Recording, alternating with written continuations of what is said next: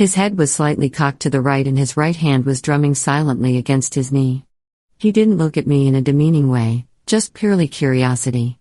My mouth is hung open as I stare at him back. I open and close my mouth a few times, releasing weird noises such as, well. I break my gaze away from Aaron's and look at pink door leading into the hallway.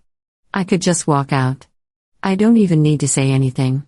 I could just walk out, pretend nothing happened and I would never have to deal with this again. Yes, perfect plan. I stand up slowly and Aaron still stares up at me curiously, now probably wondering why I am attempting to stand after I just spilled my guts, metaphorically and physically. I trip on my own feet a little but steady myself on the bathroom counter and step towards the door. I'm almost there. Belle. Aaron asks and I pause in my steps. I don't turn to look at him, shame creeps up my neck and I know I'm red as can be. You're just going to walk away? I guess so, I say and tilt my head a bit to look at him. I suddenly think about the first time I saw him, in the forest, telling me walk away and never look back. He looks the same now as he did then. Eyes hard and narrowed, hands dug deep in the pockets of his jeans, his dark hair is wisped around him perfectly. Oh God. You can't run from your problems, he tells me and takes a step towards me. It's been working out so far, I protest and think about how I ran away from my last school. He doesn't know I did that, he doesn't release it isn't easy to leave everything you ever known behind, people who were your best friends once and every day you hoped they would come back to you. How are you ever going to be happy if you're always running? He asks and steps closer to me. I'm running to find happiness, Aaron. I try to explain but I suddenly realize how close Aaron's face is to mine and how acutely I smell of vomit. The thought makes my stomach drop and I swallow hard. How will you know you found it? It's a simple question, but it fuels the gears in my head to start turning. I gulp. I should go, I say and Aaron narrows his eyes again. Keep running, Bellamy. Be my guest. He says and backs away from me. I don't know if I'm relieved that he's no longer so close to me or disappointed, but before I can make up my mind and pull him closer to me again, I turn around and scramble with the doorknob to get it open. Once it's open and I step into the hallway, it's like a breath of fresh air. I mean, air filled with pot smoke and sweat, but it's still better than whatever crazy air is in that bathroom. I don't look back at Aaron as I walk away. That was so embarrassing. Mia whines on the other side of the phone, the next day. Mia, please I have a headache, I say wincing and moving my hand up to cradle my head. How do you think I feel? She purposely says it louder and I groan. Mama, I'm 2 seconds away from hanging up on you, then you'll have to be embarrassed all by yourself. I warn.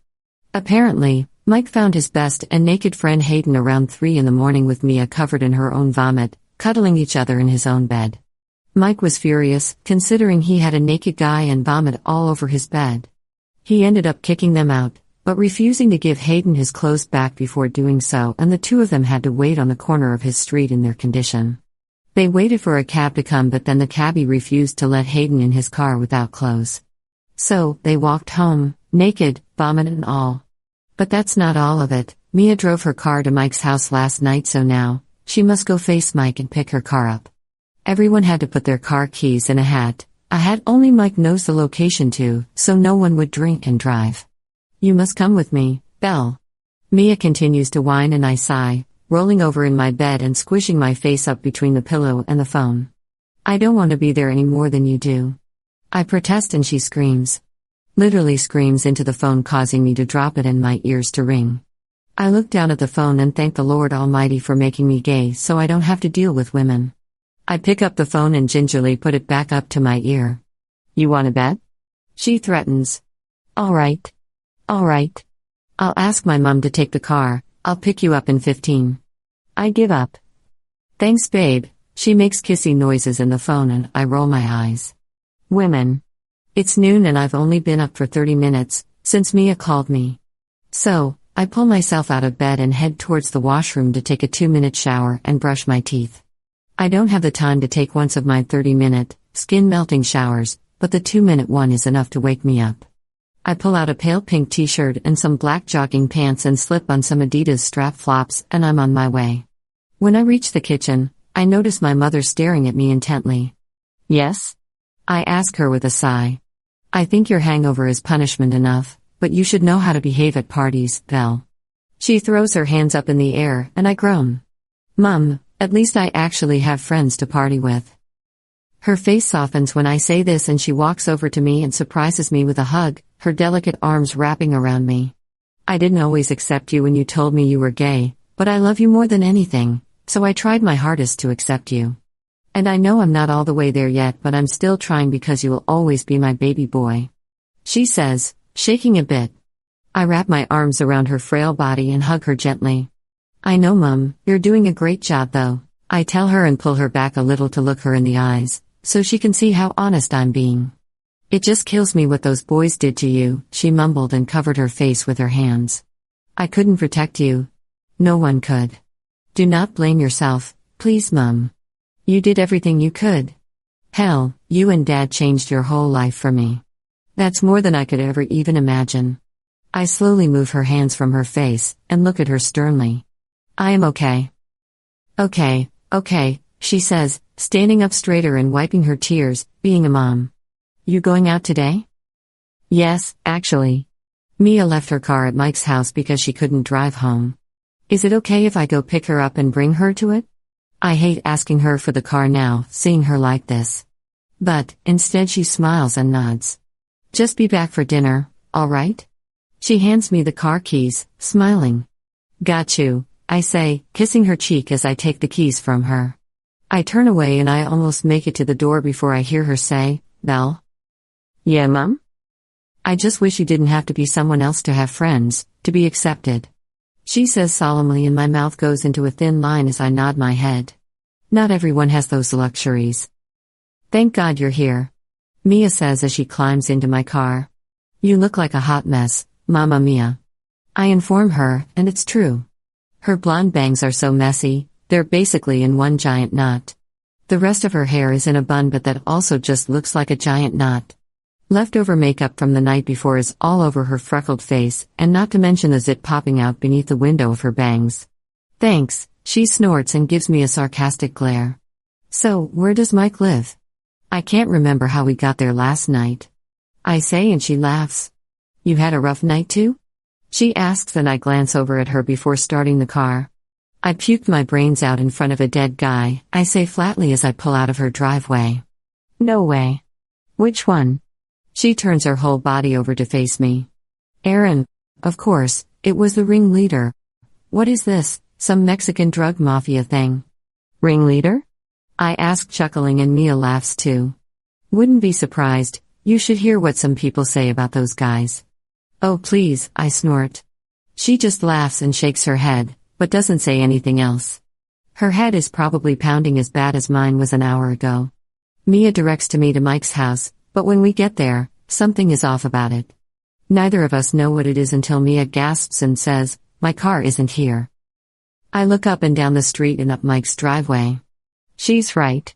Oh, that asshole, whatever he did to my car, I'm going to go inside, reach down his pants and rip.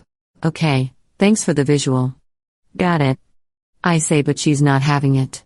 Before I know it, she's out of my car and racing up the driveway and poon. Ding on the door. Mike doesn't answer it, but Toby does. I roll down the window so I can hear what she's saying. Hey sunshine, Toby says sarcastically, obviously not happy to have been woken up at noon on a weekend day. Where's Mike? She says and tries to shove past him, he just gently pushes her aside. He's out. Oh yeah, where is this son of a Mia? I yell for my car, cutting her off. Shut up, Bellamy.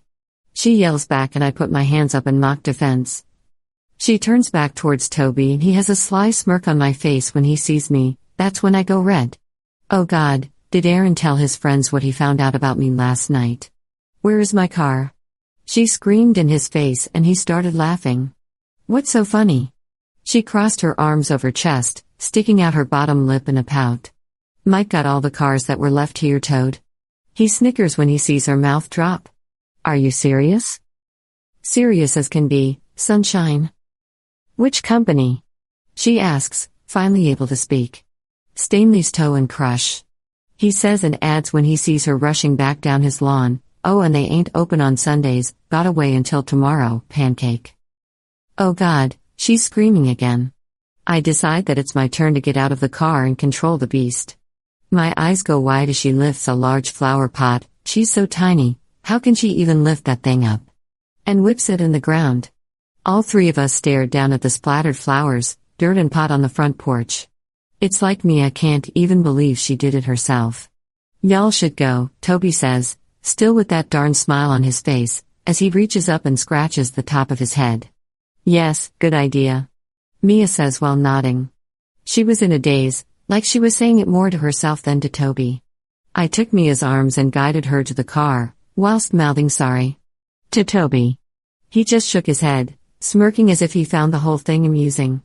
I drive around the block and park the car on a random street, then turn to the crazy lady next to me. You good, Mama? I ask, weary. She turns to me, smiling.